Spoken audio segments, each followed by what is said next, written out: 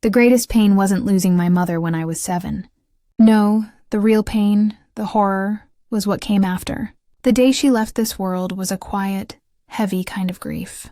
It was the whispers that followed, the ones that cut deeper than any blade. Those were the ones that haunted me for years.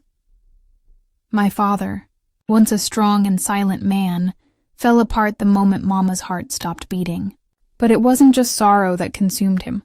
It was something darker, something far worse. In the nights that followed, with the moonlight seeping through the window, he would speak to me in a voice I had never heard before. His words were poison, twisted versions of the love Mama had given me. "She didn't love you, you know," he'd whisper. "If she did, she wouldn't have left you with me. She chose to go." He didn't just make me lose my mother once. He killed her in my heart over and over again with each hateful word. And that was the real horror. The pain that followed her death was not the emptiness left behind, but the way he murdered her memory, slowly erasing everything that I knew to be true, everything I loved about her. I used to wait for her to come back to me in the middle of the night, when I couldn't sleep, when my body shook from his words. But she never came. Only the silence, thick with lies, remained. I was just a child. I had no idea how to fight back, no idea how to stop the slow erosion of my heart. But what I didn't know, what nobody knew, was that my mother had prepared something for me before she left. She knew that one day, the words he spoke would be too much for me to bear. She knew I'd need something to hold on to, and when I finally found it, that's when everything changed. The truth, buried deep, would come to light, and my life would never be the same. If this story resonates with you, if you've ever felt like something was taken from you, hit that subscribe button. Comment hope below if you believe that, no matter how much we lose, we can still find a way to rebuild. I remember the smell of the river. It was a soft, earthy scent that drifted through the open windows of our little house in Cumberland Creek. The house itself wasn't much, just a small, wooden structure with a porch out front, but it was ours, and it felt like the whole world. I remember the red-painted shutters and how they creaked in the wind, making the house feel alive with each gust. Mama always said the wind spoke to her, that it carried the whispers of old souls from the mountains. And I believed her. I always believed her. Our yard, a patch of earth worn smooth by my bare feet, stretched all the way to the riverbank. Mama loved to plant things, flowers, vegetables, anything that could grow. It wasn't fancy, but it was always green, always full of life. The garden smelled of wet earth after the rain, a scent that still lingers in my mind even now. I can still see the ferns she put on the porch, swaying gently in the river breeze, the way they seemed to dance, as if they were telling secrets to each other. And then there was Daddy, Marvin Miller, a man of few words, but his hands spoke volumes. His palms were rough from years of work at the coal mine, and his shoulders always carried the weight of the world. But when he'd come home after a long day, covered in dust from the mine, he'd always bring me something, an apple, a stone he'd found by the river, or sometimes, if he was in a particularly good mood, a candy bar he'd hidden in his jacket pocket. He'd hand it to me with a tired smile, and I'd smile back, not knowing that it would be one of the last things he'd ever give me without bitterness behind it. Mama was his opposite in every way. Petite, full of energy, always talking or humming, her laughter ringing through the house like the sweetest melody. She never stopped moving, whether she was washing clothes in the basin, baking cornbread in the kitchen, or teaching me how to weave baskets in the afternoon light. She would tell me stories while I sat at her feet, stories of ghosts, of the river that ran like a vein through our land, of the Appalachian legends that gave our small town a kind of magic. "Tabby," she'd say, brushing my hair back from my face. "Never forget. A mother's love is like the river. You might not see it all the time, but it'll always find its way back to you." She used to tell me that every night, and I'd fall asleep thinking about the river, It was my favorite story. I remember those days as if they were yesterday, waking up to the crowing of the rooster, the smell of Mama's coffee and grits in the kitchen, and the sound of the river rushing by. School was a small building with just 2 rooms, where Mrs. Phoebe taught all the children, from the little ones like me to the older kids who were already helping their parents in the fields. After school, I would play with Molly and Clara, jumping rope, playing house, or collecting colorful shells along the riverbank. Sundays were always the same. Church with Mama, the community gathering afterward, and a hearty meal of Maryland crab soup or crab cakes that Mama made better than anyone else. It was a simple life, and it was mine. I didn't know it yet, but the world I thought would never change would be gone in an instant. Then, the first sign came. It was subtle, almost unnoticeable. Mama began to lose weight. At first, I thought it was nothing. Maybe just a long winter, or maybe she was just tired from all the work. But then, one day, I caught her wiping her mouth with a cloth that came back stained with red. I didn't understand. I remember asking her, "Mama, are you sick?" She just smiled that soft smile of hers, the one that always made me feel safe, and said, "It's nothing, darling. Just a little cold. Don't worry." But I did worry. I could see it in the way the neighbors looked at her when they came to visit. That look of pity they tried to hide. But it was always there. It wasn't just her thinness or the cough that wouldn't go away. It was the way people stopped talking when she entered a room, the way the air seemed to grow heavy. And Daddy, he started to leave the house more often, disappearing for days at a time. He said he was working extra shifts at the mine to buy Mama some medicine. I didn't understand it all, but I could feel the shift. The rhythm of our house, once so full of life and laughter, was beginning to change. Mama kept telling me stories, kept combing my hair, kept teaching me little recipes. Her way of telling me that no matter what, she was still here. "Pay attention, Tabby," she'd say. "A woman needs to know her way around a kitchen. It's a form of love." I didn't understand then how much those words would mean later, but everything changed the day I came home from school to find the house full of people. Mrs. Quinn, the neighbor, was crying, and that was when I knew Mama was gone. I don't remember the funeral, only that it was small and quiet. The casket was simple, covered with garden flowers from the neighbors. Daddy didn't cry, not in front of anyone at least. He just stood there, looking as if the world had gone out of focus. I remember lying in bed that night, hugging my rag doll, the only thing Mama had ever made for me, and waiting for her to come back. But she didn't, and that was when the real horror began. The days after Mama's death felt like I was walking through a fog. The house, once full of her hums and laughter, now echoed with silence. Daddy, who used to come home from the mine covered in dust, was now a shadow in the corner of the kitchen, his eyes hollow, his hands shaking as he poured whiskey into his glass. I watched him change, slowly at first. But then it was as if something inside him broke, and everything that had once held him together began to unravel. At first, I thought he was just grieving. I didn't understand that grief could turn into something darker, something harder. Daddy stopped going to work. He spent days locked in his room, drinking and staring out the window like he was searching for something, but never finding it. His hands, once so steady, trembled as he gripped the bottle, and when he spoke, his words were heavy, filled with anger. But it wasn't just the world he was angry at. It was me. I wasn't Mama. I couldn't fill the space she had left behind. I remember the first time he told me. I was sitting at the table, trying to focus on my homework, trying to do something that felt normal, when he suddenly slammed his hand down on the table, making the dishes rattle. "You have her eyes," he muttered, his voice low and bitter. "You look just like her." I froze, unsure if he was speaking to me or to the ghost of Mama he saw in my face. But it wasn't a compliment. It wasn't a reminder of the woman he had loved. No, it was an accusation. He didn't see my mother when he looked at me. He saw the woman who had left him.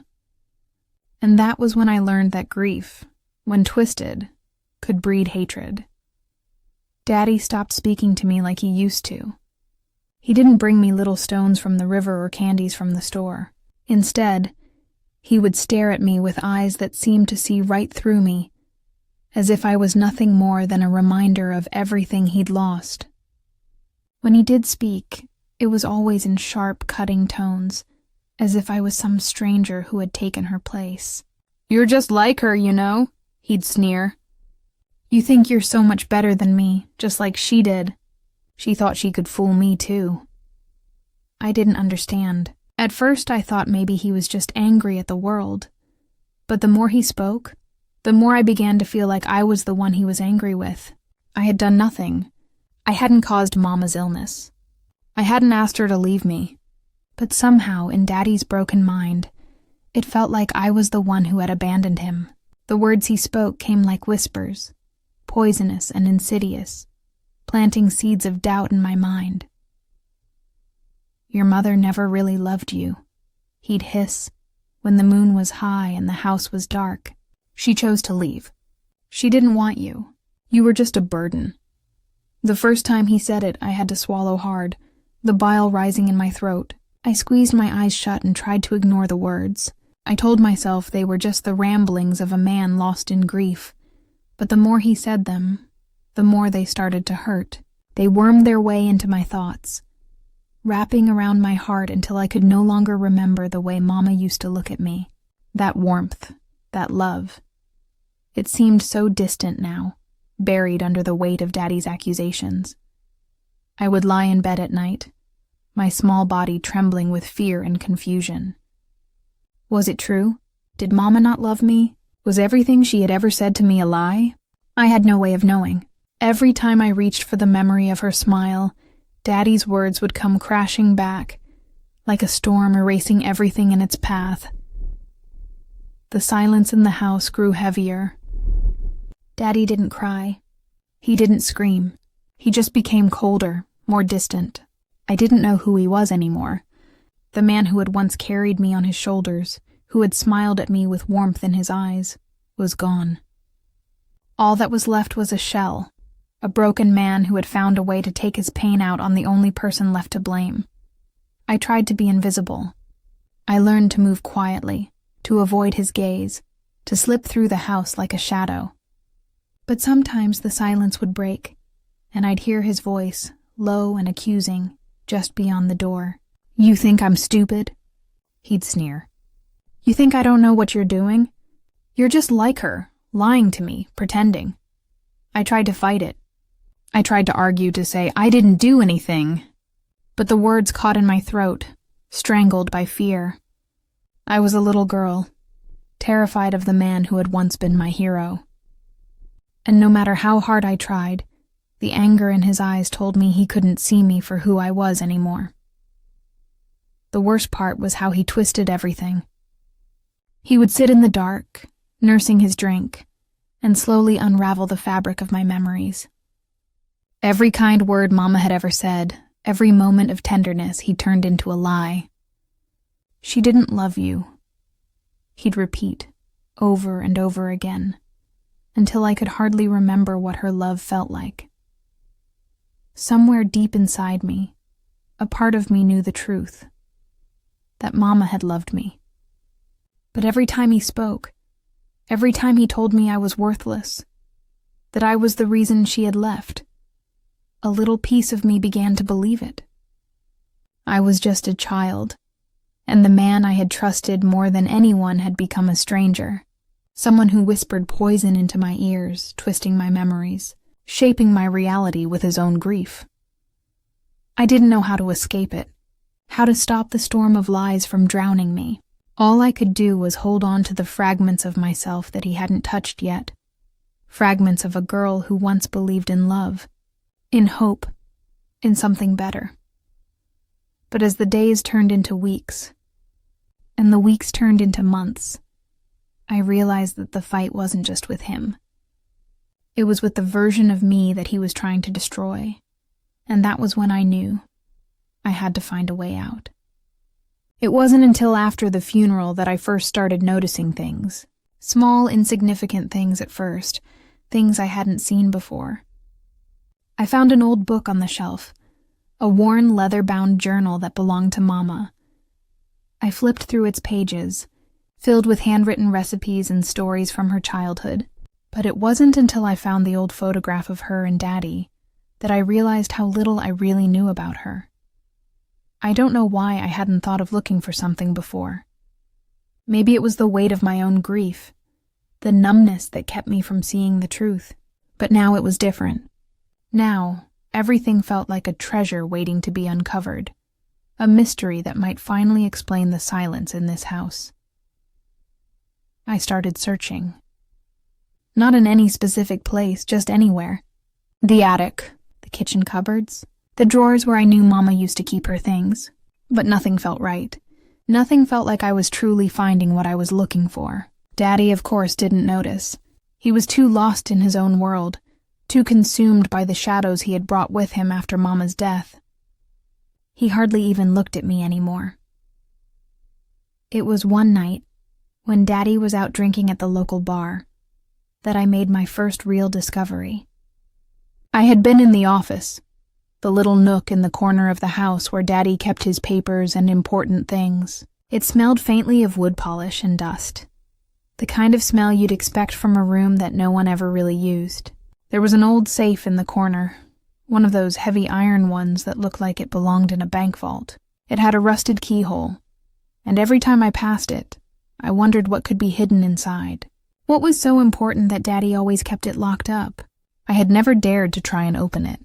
After all, what did I know about safes? What did I know about anything that Daddy did? But tonight something felt different. I walked in slowly, the floorboards creaking beneath me. I glanced toward the desk where Mama's old prayer book lay. Its leather cover faded with time. The room was dim, the only light coming from the flickering lamp by the door. I walked over to the safe, standing before it like a forbidden object, its heavy door staring back at me like an unspoken question. I don't know what possessed me to try. Maybe it was the silence in the house, the way the shadows seemed to stretch across the walls, reminding me of the space Mama used to fill.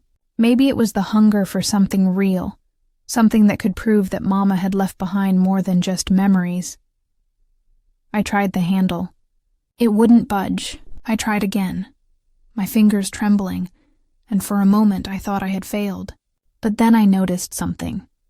A key, small and silver, hidden in the corner of the desk drawer. It was an old-fashioned key, the kind you'd find on an antique cabinet or a chest. I felt my heart race as I picked it up. I had never seen this key before. I stood there for a moment, holding the key in my hand. It was cold against my skin, but it felt like a promise. Without thinking, I walked over to the safe and inserted the key into the lock. My breath caught in my throat as I twisted it, feeling the mechanism give way beneath my hand. The heavy door creaked open slowly, revealing the contents inside. There were papers, old bills, letters, and receipts. But then, at the very back of the safe, something caught my eye. It was a small bundle wrapped in faded cloth. I pulled it out carefully, my fingers shaking as I unwrapped it. Inside there was a stack of cash, some coins, and a letter. It was an envelope, yellowed with age, and my heart stopped as I recognized the handwriting. It was Mama's. I couldn't breathe for a moment. I held the letter in my hand like it was a fragile treasure, something too valuable to ever lose. I knew in that instant that this wasn't just a letter. It was something Mama had left for me, something she had hidden, knowing that one day I would need it. I sat down on the floor, my legs weak beneath me as I opened the letter. My hands trembled as I unfolded it, the paper crinkling under my fingers. The words on the page were delicate, the writing flowing in curves and loops that reminded me of the way Mama had always written, beautifully, with care. My dearest Tabby, the letter began. If you are reading this, it's because I'm no longer there with you. The doctor told me that I don't have much time. But I don't want your father to know this yet. He would be devastated, and I don't want to add to his burden." I read the words over and over again, the letter trembling in my hands. "I need you to know that you are always my blessing, Tabby, my one and only joy. And even though I won't be there to hold you, I want you to remember that my love for you will never leave you. Even when it feels like everything is lost, I will be with you in every step you take." Tears welled up in my eyes, but I couldn't look away from the letter. She had written this knowing that she wouldn't be there to protect me. But she had still made sure I would be okay. She had prepared for the worst, even though I never knew. My mother, in all her love and sacrifice, had left me a path forward, a path that didn't end with the darkness that had overtaken our home. And then, at the end of the letter, there was a final note. "In the safe, you will find something for you to begin again. It's not much, but it's enough to start over. It's enough to get you out of here, away from your father. I have saved what I could. You deserve a life filled with hope, not hatred. Use this wisely." The letter wasn't just words. It was a map, a plan, a lifeline. Mama had known I would need this someday. She had prepared me, even though I hadn't known it. In that moment, everything shifted. I wasn't alone anymore. I wasn't helpless. There was a way out. There was a way forward. I stood up, the letter still clutched in my hand, and for the first time in a long time, I felt something inside me stir. Something fierce and strong. It wasn't just hope. It was strength, and with it, I knew that no matter what came next, I could fight back. I could finally leave the prison of lies and pain that Daddy had built around me. I had my mother's love to guide me, and that was all I needed. For the first time in months, I could breathe without feeling like the weight of the house was pressing down on me. I had been suffocating in the darkness of my father's lies, his manipulations. But now, there was a flicker of light, a flicker of something that felt like hope, like I could finally take control. The discovery of Mama's letter had changed everything. I kept it hidden under my pillow, reading it over and over, not just for the money it promised, but for the message it carried. My mother had known what I would need. She had prepared me, even in her absence, with the strength to fight back. She had always believed in me, and now I had to believe in myself. It was strange, almost surreal, to feel this way. For so long, I had been nothing but a scared child, hiding in corners, hoping to avoid Daddy's wrath. I had believed that I was powerless, that there was no way out of the darkness he had created. But now there was a plan, a way forward, and it wasn't just about surviving anymore. It was about living, about taking back everything he had stolen from me. The money in the safe, while important, wasn't the real gift. The real gift was the belief my mother had placed in me, her unspoken trust that I could do more than just endure. She had never stopped fighting for me, even after her death. And now, I was going to fight for myself. I began to make plans, small ones at first. The first step was to get away from Daddy. I needed to get out of that house. It had become a prison, a place where the past and present bled together in a suffocating haze. I knew that if I stayed, I would drown in his anger, his lies. I had to go, even if I didn't know where to. The second step was to confront him, to look him in the eye and finally demand the truth. I wasn't going to let him control me anymore. Not with his lies, not with his manipulation. I wasn't the little girl he had twisted into something broken. I wasn't the girl he thought he could own with his guilt and his accusations. I was my mother's daughter. I had her strength, and that was something he could never take from me. I spent days planning it all. I knew Daddy's schedule by heart. When he would leave for the mine, when he would come back, how much time I had before his temper flared.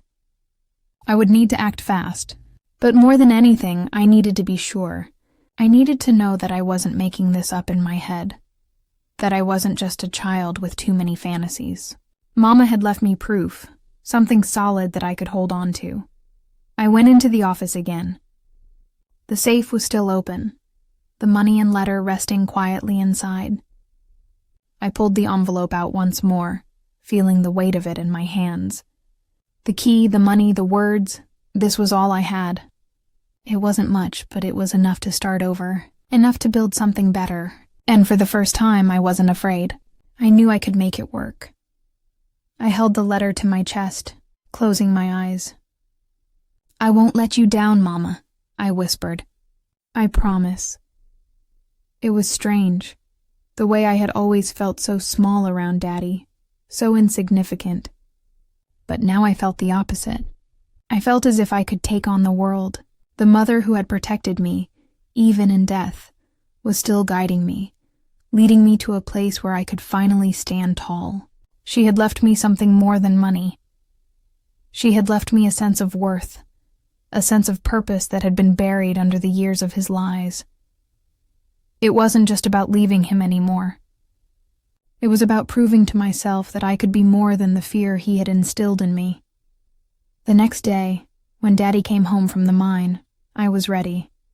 I could feel the tension building inside me, the fear that threatened to rise up. But I pushed it down. I couldn't afford to be afraid anymore. I had to stand my ground.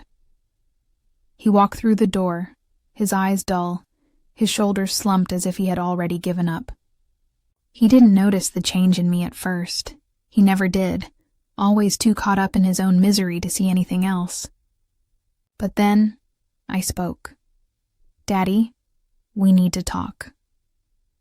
The words came out steady, stronger than I had expected, and he turned to me, his eyes narrowing. "What is it now, girl?" He spat, his voice thick with the remnants of whiskey. I held up the letter. "This is from Mama," I said quietly. "She left me something you don't know about." For a moment there was silence. His gaze shifted to the envelope in my hand, his eyes flicking to it and then back to me. He was still a man who thought he could control me. But for the first time, I wasn't scared. I wasn't afraid of him, of his anger or his cruelty. I wasn't the little girl hiding in the shadows anymore. "What the hell are you talking about?" he growled, but there was a tremor in his voice, a crack in the armor he had built around himself. "This," I said, my voice calm, "is proof that Mama never stopped loving me. She didn't leave me. She wasn't the one who abandoned us. You were. You turned into someone else, someone I don't even recognize anymore. But you're not going to do it to me anymore." His face twisted in anger. "You think you can talk to me like that?" he snarled. "You think you can just—" "I think I can," I interrupted. "And I'm done letting you make me believe that I'm nothing." I didn't wait for him to answer. I turned and walked away, my heart pounding in my chest. But I didn't look back. I didn't need to. I had found my strength. My mother's love had given me the courage to stand up to him, to finally break free from the prison he had created. And in that moment, I knew I was no longer a victim. I was the one in control of my future. The real battle had just begun, but I was ready. The house was quieter than usual, and for the first time, it didn't feel like a prison. Daddy had come home earlier than expected, the faint smell of alcohol on his breath, his face already flushed with anger. But there was something different about him today. He didn't look at me the way he used to. Not with hatred, not with that sharp bitterness in his eyes. No, today it was something worse, fear. I could see it now, the tremor in his hand as he reached for the whiskey bottle, the slight frown on his forehead.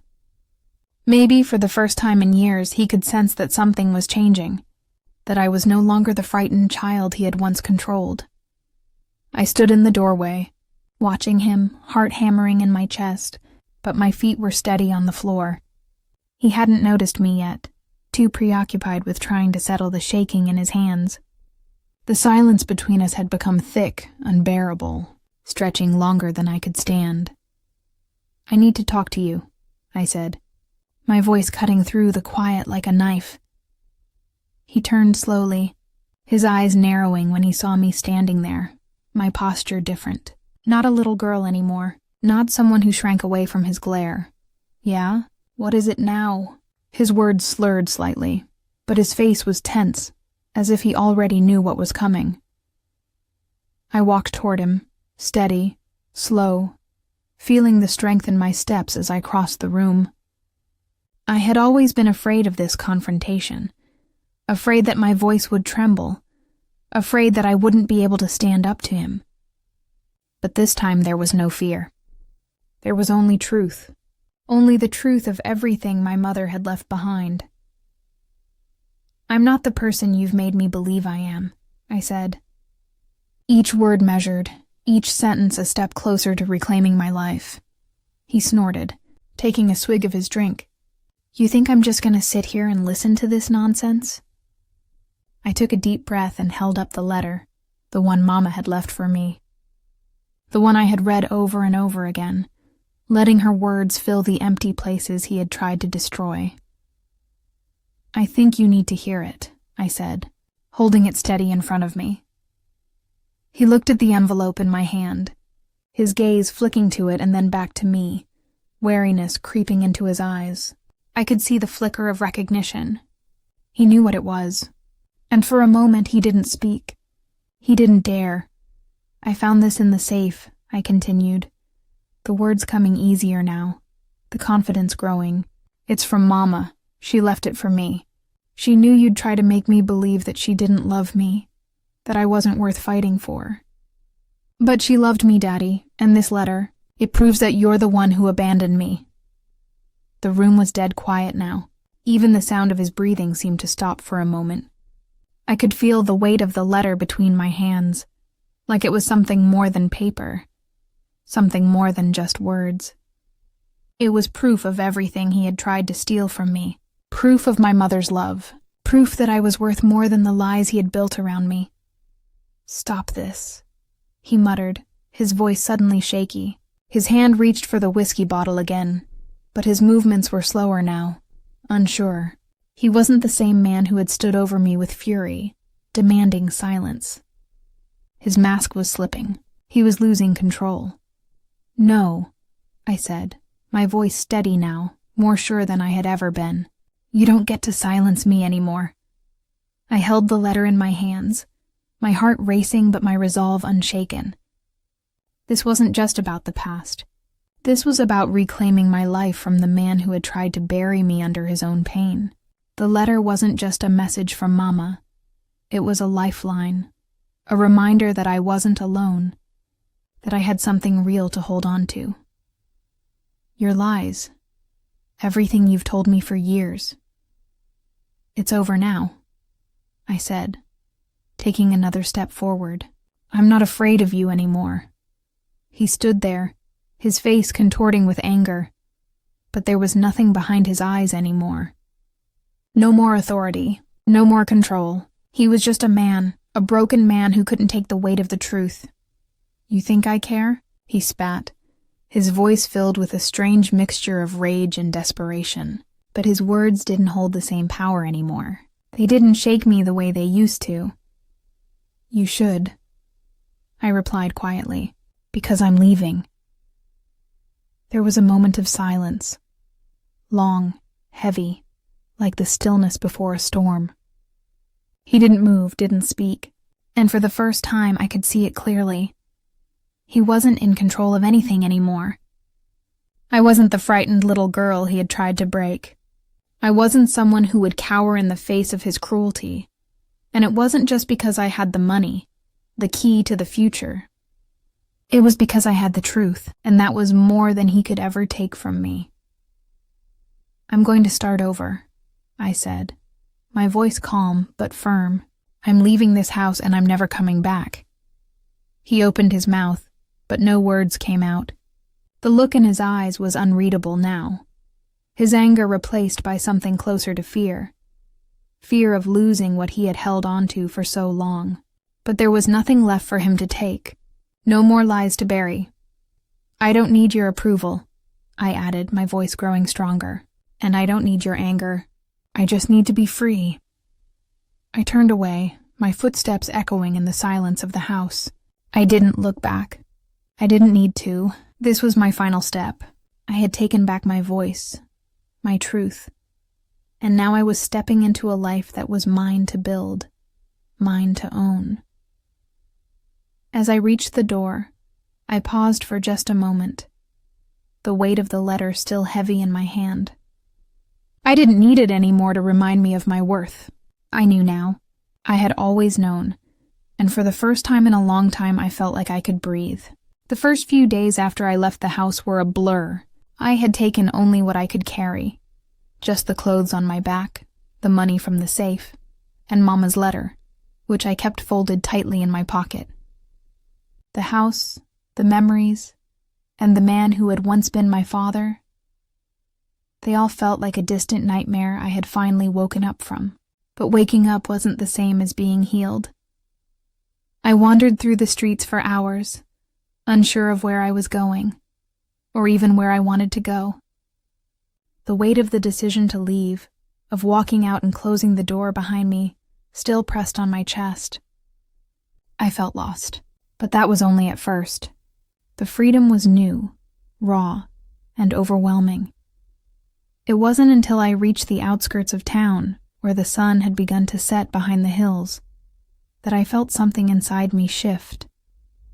The weight on my shoulders lightened. I was walking toward something, though I didn't know exactly what yet. By chance, or maybe fate, I found a small, quiet diner along the highway. The kind of place you'd only find if you were looking for it. It wasn't much, just a couple of old tables and a greasy counter. But something about it felt safe, familiar in a way that calmed my nerves. I sat at one of the booths and ordered a cup of coffee, my hands still trembling. The waitress was a woman with kind eyes and a gentle smile, someone who didn't seem to ask too many questions. Her name was Claire. She had a warmth that immediately put me at ease. Maybe it was the way she looked at me, like she could see right through the fear and confusion I was trying to hide. It didn't take long for us to strike up a conversation. She didn't ask about my past, didn't press for details, but she did offer something I hadn't realized I needed. Compassion. "You look like you've been through a lot, sweetie," she said one afternoon as I sipped my coffee, staring out the window. "You don't have to talk about it, but if you need a place to stay, you're welcome here." Her words were simple, but they carried a weight that wrapped around me like a blanket. It wasn't just about finding a roof over my head. It was about someone caring enough to offer help, without asking for anything in return. That night, after closing hours, Claire led me to a small room behind the diner. It was simple, with a bed covered in faded quilts and a small window that overlooked the town. It wasn't much, but for the first time in a long while I felt safe. For the first time in a long while, I felt like I could breathe without fear. Claire didn't ask me about the past. She didn't press me for my story, but I could feel her kindness in the way she quietly looked out for me, made sure I ate, and let me take the time I needed to heal. I didn't need anyone to fix me. I just needed someone to show me that I was worthy of being taken care of. Days turned into weeks, and slowly, I began to rebuild. At first, I stayed in that small room, waking up to the soft hum of the diner's coffee machine, the smell of eggs and bacon filling the air. I started helping Claire around the diner, washing dishes, waiting tables when she was busy.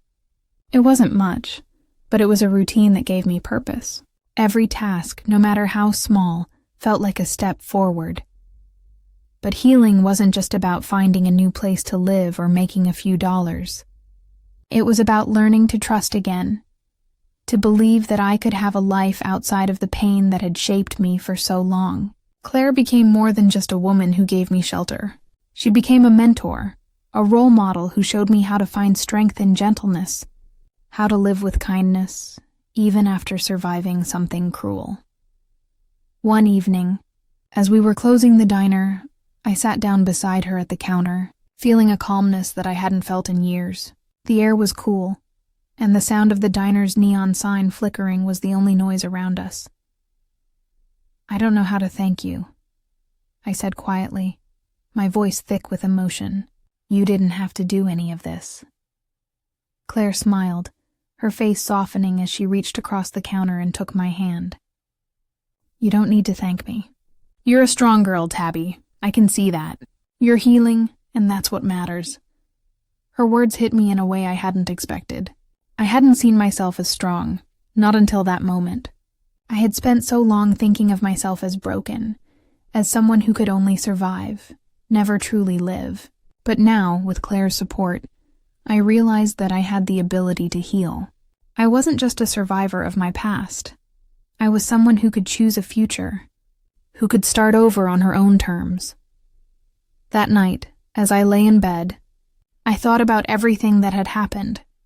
The pain, the fear, the loss. But I also thought about how far I had come. I was no longer just trying to escape the darkness of my past. I was stepping into the light. I was taking my first steps toward living again, not just existing. I didn't know where I was headed or what the future would hold, but I knew one thing for sure. I wasn't going to let the past define me anymore. I wasn't going to let the fear that had once held me captive take up space in my heart. The woman I was becoming was someone who could forgive herself, who could find peace in the chaos, and who could move forward, one step at a time. For the first time in my life, I felt free. Not just from the house I had left behind, but from the man who had tried to break me. From the lies, from the pain. I was ready for a new beginning, ready to let go of the weight of the past, and step into a future that I could finally shape with my own hands. And I knew, deep in my heart, that Mama's love, everything she had done for me, had never truly left me. It was still with me, guiding me every step of the way. What we've just witnessed is the journey of a girl who was broken, lost, and drowning in the lies of her past, yet found a way to rebuild herself, not just survive, but live. From the suffocating silence of her home to the quiet strength she found in the words of a mother who had passed. This is a story of hidden justice, love, and the incredible power of taking control of your own life. Through every setback, every moment of doubt, the protagonist learned that healing isn't just about escaping the past. It's about finding the courage to face it and walk forward, no longer defined by the scars. Now, if you believe in the power of hidden truths, the strength to fight for a better future, and the kind of justice that comes from within, comment freedom below and let us know. Your support helps share these powerful stories with others who need to hear them. Don't forget to subscribe so you can keep following more real, raw stories that inspire and empower. It's time to start healing together,